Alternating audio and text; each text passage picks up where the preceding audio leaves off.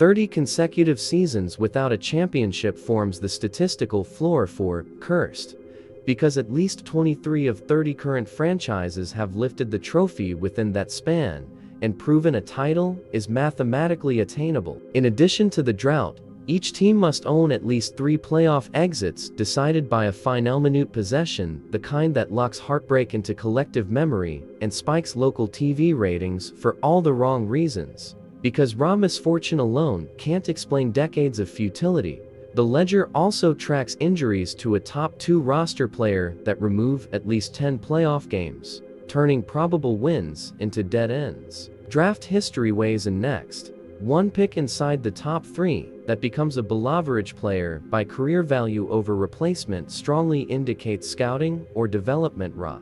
Finally, lottery odds serve as the unfeeling judge. When a franchise with the combined 30% shot at number 1 over 5 seasons never lands higher than 4th, the numbers tilt toward cosmic sabotage. Fans still argue whether bad management is a curse or a choice. Therefore, to qualify, a franchise must check each box: extended drought, repeated postseason stings, catastrophic superstar injuries, wasted premium draft capital, and statistical lottery betrayal, because isolated bad beats occur league-wide, but overlapping calamities point to systemic doom. This framework filters out the merely mediocre and focuses on the truly snake-bitten, creating a data-driven short list that avoids recency bias and sentimental overreach. The result is a hard, uncomfortable mirror for ownership groups and a ledger of pain for supporters who count heartbreaks the way other cities count parades. The Clippers,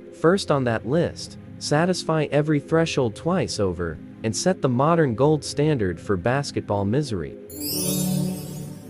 The Clippers entered the league in 1970 as the Buffalo Braves, change names twice, relocate 3 times, and still don't reach a conference final until 2021, over 50 seasons in. No other franchise in NBA history takes that long. In 2015, they come within 1 win of breaking through, but blow a 3-1 lead to Houston. In Game 6, they lead by 19 in the 3rd quarter, then watch Josh Smith and Corey Brewer combine for 29 second-half points while James Harden sits on the bench. Chris Paul, their all-NBA point guard, plays on a strained hamstring and can't finish defensive rotations. The Rockets score 40 in the final period, and the Clippers collapse on national TV. 5 years later, the same script runs again. In the 2020 bubble, the Clippers again lead 3-1, this time over Denver, and again lose 3 straight games by double digits. Kawhi Leonard shoots 6 for 22 in Game 7. Paul George goes 4 for 16. The 2 stars, brought in to close this exact window, both break down physically over the next 2 seasons. Leonard tears his ACL in 2021.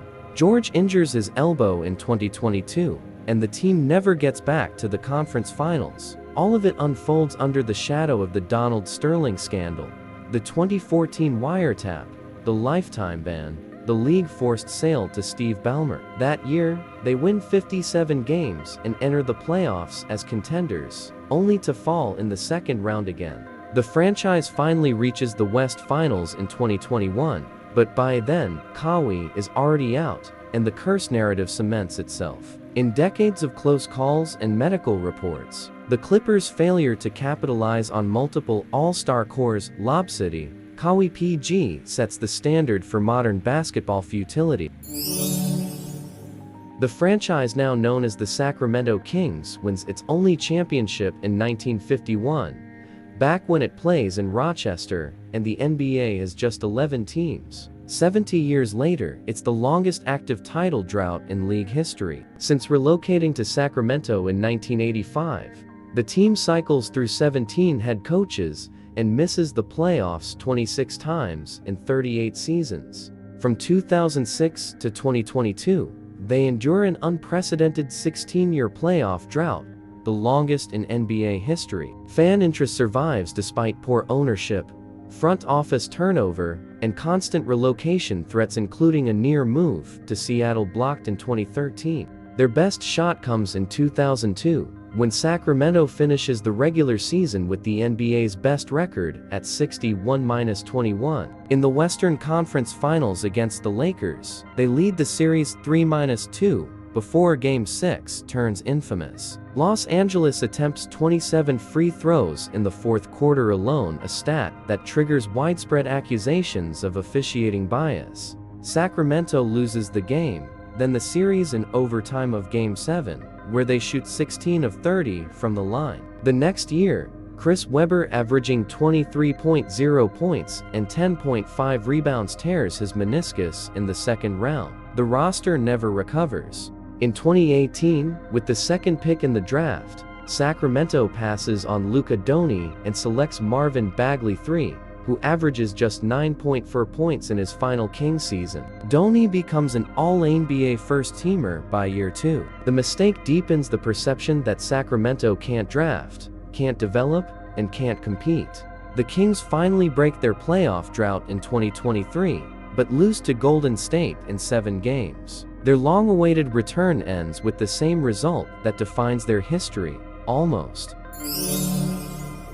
The Phoenix Suns joined the NBA as an expansion team in 1968 and reached their first finals just 8 years later. In 1976, they pushed Boston to a legendary triple overtime Game 5, remembered less for strategy and more for exhaustion. Paul Westphal scores 25 points and cleverly uses a timeout. The Suns don't have resulting in a technical foul, but advancing the ball. It's still not enough. Boston wins 128-126 and takes the series in 6, denying Phoenix its miracle. 17 years later, the Suns return to the finals behind Charles Barkley, the league MVP, at 25.6 points and 12.2 rebounds per game. They face the Jordan-era Bulls in 1993 and force a Game 6, only to lose on John Paxson's open three-pointer with 3.9 seconds left. Barkley's 21-point, 17-rebound effort can't overcome Phoenix's defensive breakdown on the final possession.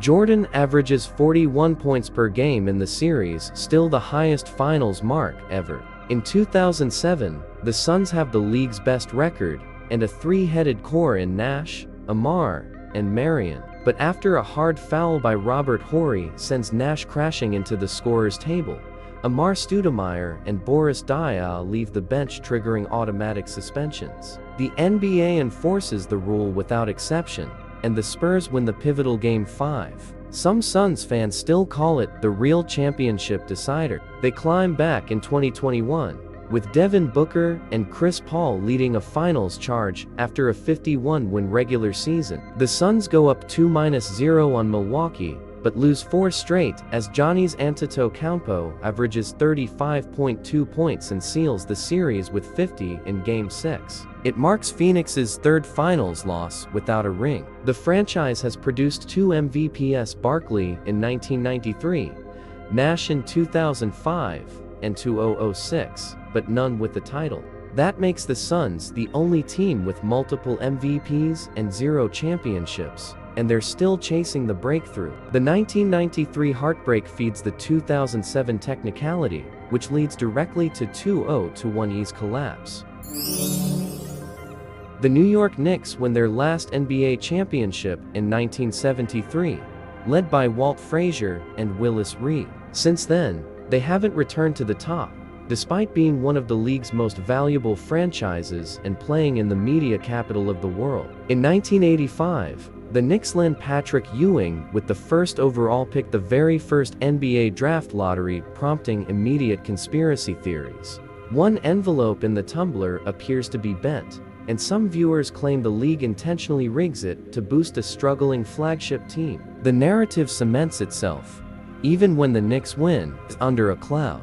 Ewing never delivers a ring, though he does reach the finals in 1994, and again in 1999. That second trip comes in a strike-shortened season where the Knicks become the only 8th seed in NBA history to reach the finals, then lose 4-1 to San Antonio. By 2012, the franchise is in another spiral. Amar Stoudemire, already battling injuries, punches a fire extinguisher case after a Game 2 loss to the Heat and misses the rest of the series. It's one of several bizarre off-court moments in a cursed decade. Owner James Dolan deepens the dysfunction. In 2017, he bans Charles Oakley, a Knicks legend who played 10 seasons from Madison Square Garden after a courtside altercation. The team issues a statement accusing Oakley of being abusive, and Dolan refuses to lift the ban for years. Fan protests erupt, and "Sell the Team" chants become a staple at the Garden. The Knicks' decline is now cultural as much as competitive, and the chaos upstairs starts to feel as inevitable as the losses on the floor. Next, it's Portland's turn to miss on a legend and suffer the consequences. In 1984, the Portland Trail Blazers hold the second overall pick and choose 7'1" center Sam Bowie, passing on Michael Jordan. Bowie averages just 10.9 points across 4 injury-riddled seasons in Portland, while Jordan becomes a 6-time champion and global icon. The decision haunts the franchise for decades, not only because of who they missed, but because it echoes a previous mistake. They'd also passed on Magic Johnson in 1979 due to a coin flip. Portland's medical staff clears Bowie despite his history of leg issues, and within 2 seasons, he suffers 3 major leg fractures. The pick defines the team as risk-averse yet unlucky in hindsight. In 2000, the Blazers lead the Lakers by 15 points with 10:28 left in Game 7 of the Western Conference Finals. They miss 13 straight shots as Kobe Bryant throws an alley-oop to Shaq, and the comeback sends La to the first of 3 straight titles. Portland's core Pippen, Sabonis, Wallace never returns to the conference finals. In 2007, the Blazers again hold the top pick and take Greg Oden, a dominant 7-footer out of Ohio State. Oden plays just 105 games due to microfracture surgeries, while Kevin Durant, taken second, becomes a 2-time Finals MVP. 2 years later, Brandon Roy, an all-star averaging 21.5 points per game, develops degenerative knees and retires at 28. The team loses both stars before their primes. Their lone title, from 1977, ends when Bill Walton breaks his foot in 1978 and requests a trade after accusing the franchise of medical negligence. Even in 2016, after a rebuild around Damian Lillard, they face a hobbled Steph Curry, who scores 40 including 17 in overtime on a sprained McLiddle. The Blazers are not poorly run, but their timeline is punctuated by what-ifs. The team's core is often strong, the medical reports often optimistic, but history repeats because health doesn't hold. The next team suffers a similar fate. One superstar, one window, and one baffling twist after another.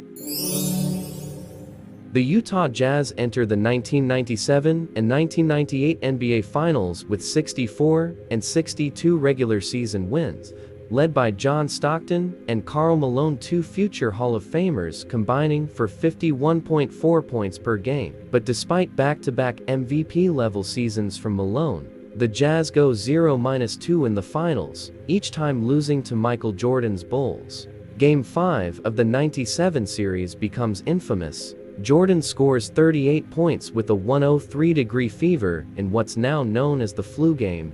Utah loses 90-88, despite holding the Bulls to 39% shooting and out-rebounding them by 14. 3 years earlier, in 1994, a 24-second shot clock malfunction in Game 4 of the Western semifinals against Denver delays the final 13 seconds by over 20 minutes. When play resumes, Utah fails to convert and loses in overtime, becoming the first number 1 seed ever eliminated by a number 8. Fast forward to 2017, Gordon Hayward, then averaging 21.9 points, suffers a gruesome ankle fracture 5 minutes into his first game after leaving Utah in free agency. The Jazz have still never held the number 1 overall draft pick, despite 41 seasons of participation. Their closest shot came in 2005, when a 26-56 record netted them the number 6 pick.